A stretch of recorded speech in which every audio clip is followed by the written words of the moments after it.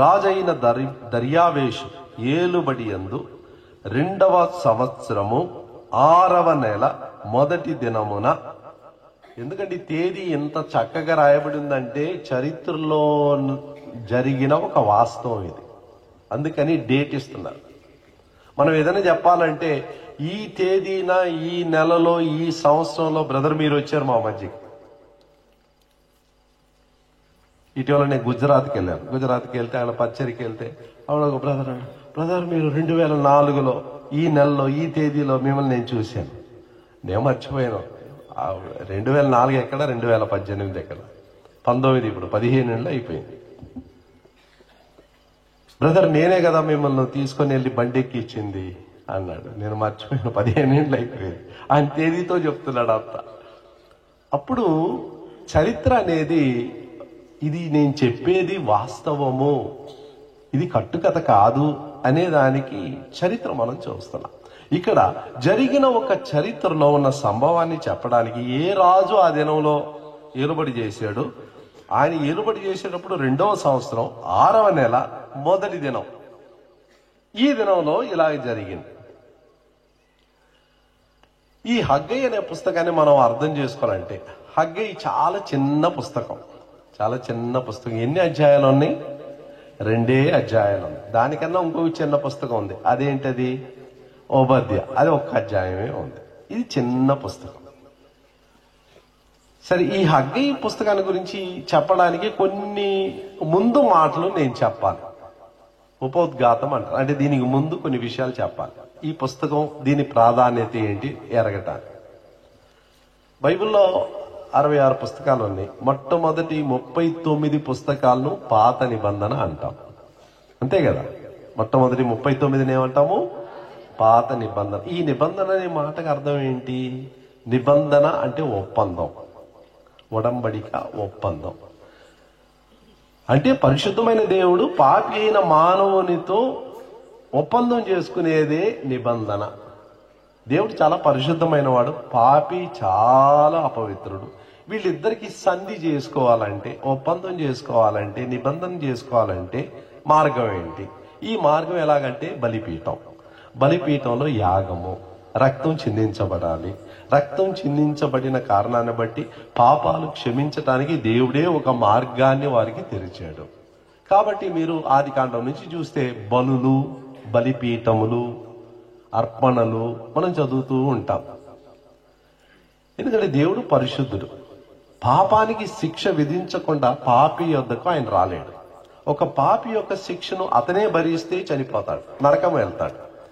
మరి ఆ పాపి చనిపోకుండా ఉండటానికి ఆ పాపి యొక్క పక్షముగా, ప్రతినిధిగా ఒక జంతువు చనిపోతుంది. మరి జంతువు ఎలాగండి చనిపోవచ్చు అంటే, ఈ జంతువులన్నీ కూడా రాబోవచ్చున్న ఒక వ్యక్తిని చూపించే జంతువులు.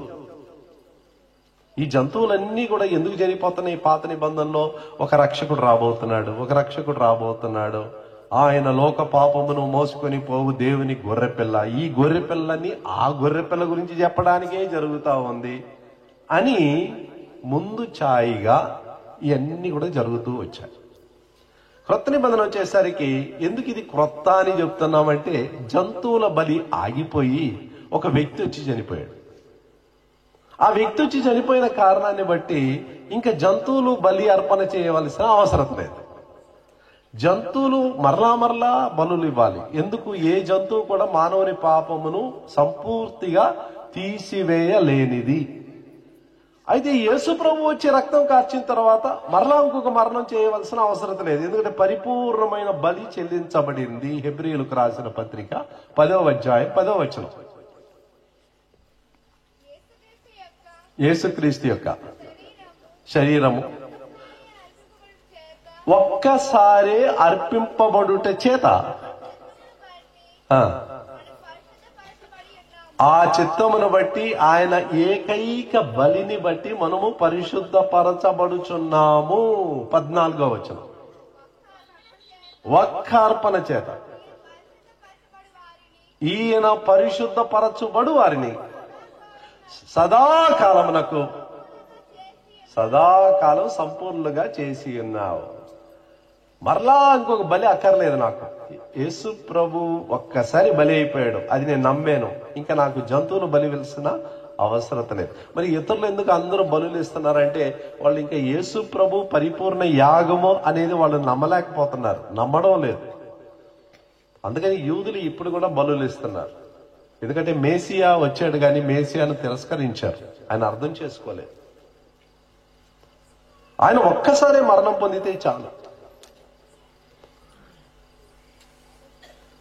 మోషేని కనాను దేశానికి పోకుండా దేవుడు ఆపడానికి అంత కోపం రావడానికి కారణం ఏంటి? ఆ జనులు ఎంతో భయంకరంగా పాపాలు చేశారు. మోషే ఒక చిన్న తప్పు చేశాడు.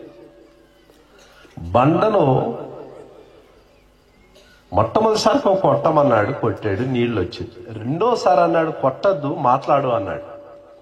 రెండోసారి కొట్టద్దు, నువ్వు మాట్లాడు అన్నాడు బండతో. మోషే ఏం చేశాడు? ఒకవేళ ఆ కోపం చేత సరిగ్గా వినలేదేమో, విన్నా గాని ఒక బండతో మాట్లాడుతా ఉంటే వీళ్ళందరూ నన్ను ఎగతాళి చేస్తాడు అనుకున్నాడేమో, ఏదో తన భయంలో పట్టుకొని ఆ బండను ఏం చేశాడు? కొట్టాడు.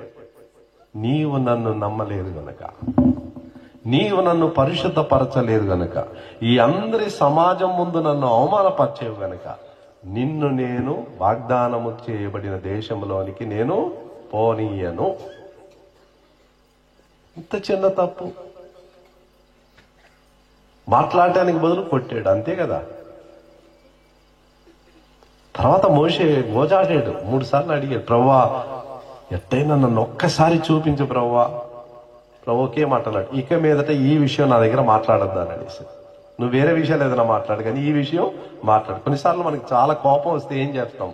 ఇతరులతో వేరే విషయాలు మాట్లాడి, ఈ ఒక్క విషయం మాత్రం నాకు భయంకరంగా కోపం వస్తుంది, చిరాకు పడుతుంది, ఈ ఒక్క విషయం మాట్లాడదు నాతో. ఎందుకంటే బండను ఒక్కసారి కొడితే చాలు, యేసు ప్రభు ఒక్కసారి సిలువలో వేయబడితే చాలు. రెండోసారి ఆయన మరలా సిలువ వేయటం అది ఎంతో గొప్ప నేరం. అది ఆయన ఒక్కసారి సిలువ వేయబడిన తర్వాత వచ్చే అక్కర్ల కొరకు ఆయనతో మాట్లాడితే చాలు, అంతే. మాట్లాడితే చాలు, బండతో మాట్లాడితే చాలు. ఆ బండ ఎవరు? 1 కొరింథీ 10వ అధ్యాయం 4వ వచనం.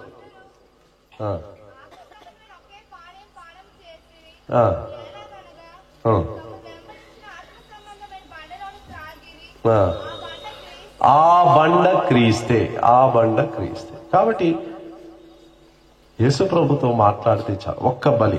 ఇది ఎందుకు ఇంత వివరణ ఇచ్చానంటే నిబంధన అనే మాట చెప్పడానికి. ఎవరన్నా మిమ్మల్ని అడుగుతారు, ఏందండి మీ బైబిల్లో ఏముంది అని అడిగితే మీరు ఏమోనండి అని అడగడం. ఏమోనండి, మరి వెళ్తున్నారు కదా ప్రతి ఆదివారం అంటే, మా గురువు గారు బాగా చెప్తారండి, మా రాజుగారు బాగా చెప్తారండి, బుజ్జి గారు చెప్తారండి, వాళ్ళు చెప్తారండి. మరి ఏం చెప్తున్నారు? ఏమో చెప్తున్నారు. మరి నువ్వు వెళ్ళి చెప్తున్నావు కదా, బాగుందండి వాళ్ళు చెప్పేది, బాగుంది.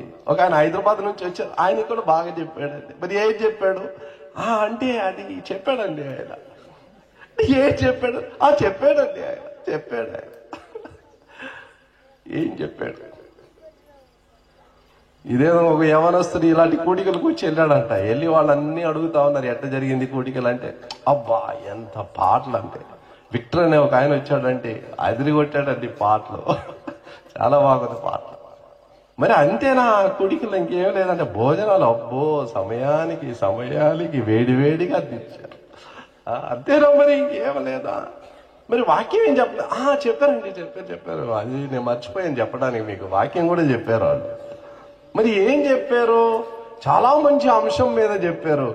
ఏం అంశం మీద చెప్పనశక్యము గాని మహిమ, ఆయన యొక్క ఐశ్వర్యం గురించి చెప్పారు.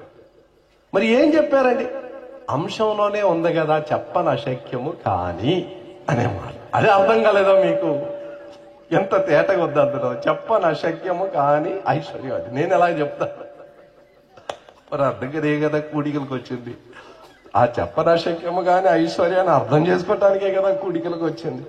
కాబట్టి ప్రియమైన వారులారా, దేవుని వాక్యములో ఉన్న ఆ యొక్క గూఢమైన సత్యాల్ని తెలుసుకోకుండా మనం తప్పించుకునే మార్గం ఉంది. కాబట్టి ఈ యొక్క అపాయంలో నుంచి దేవుడు మనల్ని విడిపించాలి. ఈ నిబంధన అనే మాటకి ఇంత అర్థం చూశాం.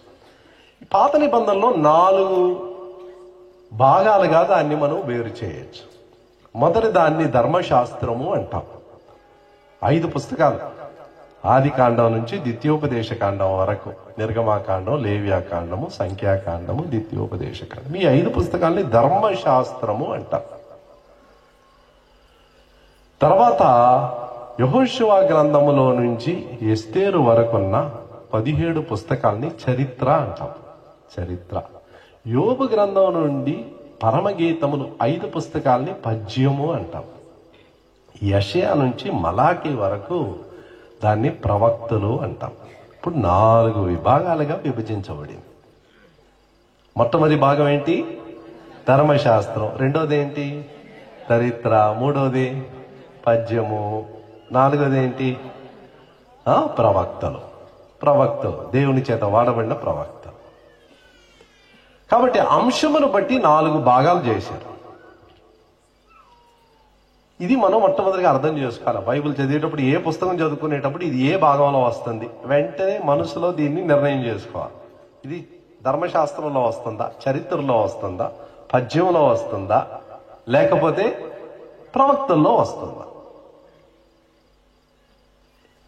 ఈ యొక్క ధర్మశాస్త్రం అనేది పునాదిలాగా దేవుని యొక్క సత్యాలు, నైతిక సత్యాలు, ఆయన పరిశుద్ధతను గురించిన సత్యాలు, మనం ఎలాగ దేవునితో వ్యవహరించాలి, ఈ విషయాలన్నీ 5 పుస్తకాల్లో ఉన్నాయి. తర్వాత చరిత్ర, ఆయన అబ్రహాముని ఎన్నుకొని ఇశ్రాయేలీయుల్ని ఎన్నుకొని ఆ ఇశ్రాయేలీలతో ఆయన ఎలాగ వ్యవహరించాడు, ఇది చరిత్ర పుస్తకాలు, 17 పుస్తకాలు. పద్యం అనేది ఏంటంటే దేవునితో వ్యక్తిగతంగా ఒక వ్యక్తికి ఉండే సంబంధం ఎలాగుంటది. అందుకని కీర్తనలో వ్యక్తిగతంగా ఉండే కీర్తనలో యెహోవా నా కాపరి, నాకు లేమి కలుగదు, నేను ఆయన. యోబుతో దేవుడు ఎలాగ వ్యవహరించాడు. సామెతలకు వస్తే మానవాళ్లతో నేను ఎలాగ వ్యవహరించాలి, మానవాళ్ళని ఎలాగ అర్థం చేసుకోవాలి. ప్రసంగిలోకి వస్తే ఈ లోకం అంతా వ్యర్థం అండి, ఆయన వాక్యాన్ని విని లోబట్టమే జ్ఞానం. పరమగీతంలో షూలేమితీయురాయలు తన భర్తను ఎలాగ ప్రేమించింది, అలాగే నేను ప్రభువును ప్రేమించాను. వ్యక్తిగత సంబంధం 5 పుస్తకాలు. ఆ 17 మిగతాయి కూడా దేని గురించి అంటే ప్రవచనాలు. అంటే వారి పాపాల గురించి ఎత్తి చెప్పడంలో ప్రవచనము, కొన్నిసార్లు జరగబోయే విషయాల గురించి చెప్పడం ప్రవచనం. మీకు 5:2 ఆయన బెత్లెహేములో పుట్టబోతున్నాడు. అందుకనే మత్తయిలో ఆ తూర్పు దేశపు జ్ఞానులు వచ్చి అడిగినప్పుడు యేసుప్రభు ఎక్కడ పుట్టుంటాడంటే వెంటనే వాళ్ళు మీకా గ్రంథం 5వ అధ్యాయం 2వ వచనంలో ఇలాగ రాయబడిందని చెప్పారు, ప్రవచనం. సరే, ఇంత ఎందుకు వివరణ ఇచ్చానంటే హగ్గై ఏ భాగంలో వస్తుంది? మొదటి భాగమా, 2వ భాగమా, 3వ భాగమా, 4వ భాగమా? 4వ భాగంలో వస్తుంది, అంతే కదా. అప్పుడు హగ్గైని వాళ్ళు ఏమంటారంటే చిన్న ప్రవక్త అంటారు. పెద్ద ప్రవక్త అని ఎవరిని అంటారు? యెషయా అని అంటారు, ఇర్మియా అని అంటారు, విలాప వాక్యములు అంటారు, యెహెజ్కేలు అంటారు, దానియేలు అంటారు. ఈ 5 పుస్తకాలని పెద్ద ప్రవక్తలు అంటారు, మిగతా వాటిని చిన్న ప్రవక్తలు అంటారు. ఎందుకంటే ఈ పుస్తకాలు పెద్దగా ఉన్నాయి కాబట్టి పెద్ద ప్రవక్తలు, పుస్తకాలు చిన్నగా ఉన్నాయి కాబట్టి చిన్న ప్రవక్తలు. ఇది ఎలాగుందంటే ఇది పెద్ద విశ్వాసి, ఎందుకంటే లావుగా ఎత్తుగా ఉన్నాడు. ఇది చాలా చిన్న విశ్వాసి, పొట్టిగా చిన్నగా ఉన్నాడు, సన్నగా ఉన్నాడు. ఇద్దరు దేవుని దృష్టిలో విలువేమో ఒక్కటే, వాళ్ళిద్దరు కూడా ఏకరీతిగా విలువైన వాళ్ళే. ఇది మానవ రీత్యా మానవుడు చెప్పే మాటలేదు. దేవుడు ఎవరిని కూడా ఈయన పెద్ద ప్రవక్త చిన్న ప్రవక్త అని చెప్పలేదు, అందరినీ ప్రవక్తలు అంటున్నాడు, ఒకే మాట. మనకు అర్థం కావడానికి ఈయన పెద్ద ప్రవక్త చిన్న ప్రవక్త. సో హగ్గై ఏ ప్రవక్త? మానవ రీత్యా చెప్పాలంటే చిన్న ప్రవక్త, ఎందుకంటే 2 అధ్యాయాలే రాశాడు. యెషయా అయితే 66 రాశాడు, ఈయన 2 రాశాడు. అయినా ఈయన రాసిన ఆ యొక్క మాటల్లో ఉన్న విలువ, ఆ మాటల్లో ఉన్న బరువు చాలా గొప్పది. ఈ 3 దినాల్లో మనం చూడబోతున్నాం. ఏం చెప్పాడు, ఎందుకు చెప్పాడు, ఎవరికి చెప్పాడు, ఆయన చెప్పినందువల్ల నా జీవితంలో అది ఏ లాభం అండి? ఈ ప్రశ్న మనం అడగబోతున్నాం. దేవుని వాక్యంలో ఉన్న ఒక గొప్పతనం ఏంటంటే ఆయా కాలాల్లో ఆయా ప్రజలకు దేవుడు మాట్లాడినప్పటికీ మన జీవితంలో దాన్ని మనం ఏం చేసుకోవచ్చు? అన్వయించుకోవచ్చు. కీర్తనల గ్రంథం 33వ అధ్యాయం 11వ వచనం. యెహోవా ఆలోచన సదాకాలము నిలుచును. ఆయన సంకల్పములు తరతరములకు ఉండును. ఆయన సంకల్పములు తరతరములకు, ఆ తరం వారికే మాట్లాడాడు. అయినను అది ఈ తరానికి కూడా చెందింది. అది ఎవరికో మాట్లాడాడు కదా, నేనెందుకు వినాలి? హగ్గయ్య ఎవరికో మాట్లాడారు. హగ్గయ్య ఎవరో నాకు తెలియదు, ఏ ఊర్లోనో ఎవరికో మాట్లాడాడు. లేదు, దేవుని వాక్యంలో ఉన్న అద్భుతం, దేవుని వాక్యంలో ఉన్న గొప్పతనం ఏంటంటే అది వారికి మాత్రమే కాదు, నాకు కూడా రాయబడింది. హోషేయ గ్రంథం 8వ అధ్యాయం 12వ వచనం. హోషేయ గ్రంథం 8వ అధ్యాయం నేను అతని కొరకు నా ధర్మశాస్త్రం చాలు, నేను అతని కొరకు. చూడండి ఎంత వ్యక్తిగతంగా చెప్తున్నాడు. నేను వారి కొరకని కూడా అంటం లేదు, ఇశ్రాయేలీల కొరకని కూడా అంటం లేదు. ఏమంటున్నాడు? నేను అతని కొరకు, నేను ఆమె కొరకు. కాబట్టి వాక్యం చదివేటప్పుడు ప్రభువా ఇది నాకు నువ్వు మాట్లాడావు, ఇది నాకు మాట్లాడావు, నాతో మాట్లాడుతున్నావు. ఆ దినం ఇశ్రాయేలీలతో మాట్లాడావు, నాతో మాట్లాడు. అందుకని ప్రకటన 2-3 అధ్యాయాల్లో 7 సంఘాలతో దేవుడు మాట్లాడేటప్పుడు ఆత్మ సంఘములతో చెప్పు విషయములు చెవుగినవాడు వినగాక. నీకు చెవుందా? ఇప్పుడు వింటున్నావా? నీ కొరకే అది సంఘాలతో దేవుడు చెప్పాడని చెప్పకు, ఎవరికో చెప్పాడని చెప్పకు. అది నీ కొరకు కూడా నా కొరకు కూడా చెప్పాడు. వ్యక్తిగతంగా ఎప్పుడైతే వాక్యాన్ని మనం తీసుకొని స్పందిస్తామో మన జీవితంలో ఆశీర్వాదం. చాలా మంది రాసుకుంటున్నారు, చాలా సంతోషం. ఆ అలవాటు విడిచిపెట్టకండి. 1969లో యేసు ప్రభువుని నేను కొత్తగా రక్షణ పొందినప్పుడు, అంటే 50 ఏళ్ళు అయిపోయింది. 69, ఇప్పుడు 2018.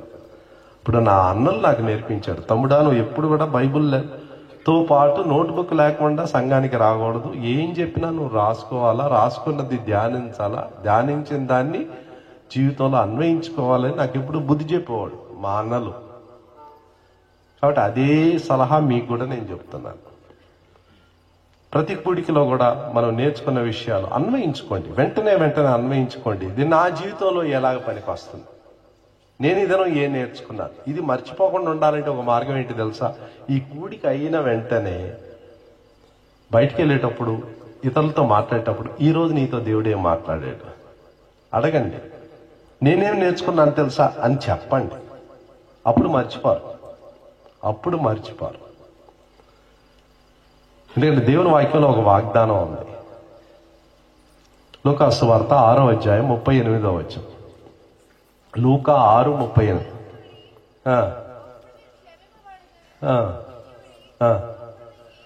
ఈయుడి అప్పుడు మీకు ఇయ్యబడును. మీరు ఇయ్యండి. దేవుని వాక్యం మీరు నేర్చుకున్నది ఇతరులకు చెప్పండి, మీకు దేవుడు ఇంకా ఎక్కువ ఇస్తాడు. సామెతలు 11వ అధ్యాయం 25వ వచనం. సామెతలు 11:25.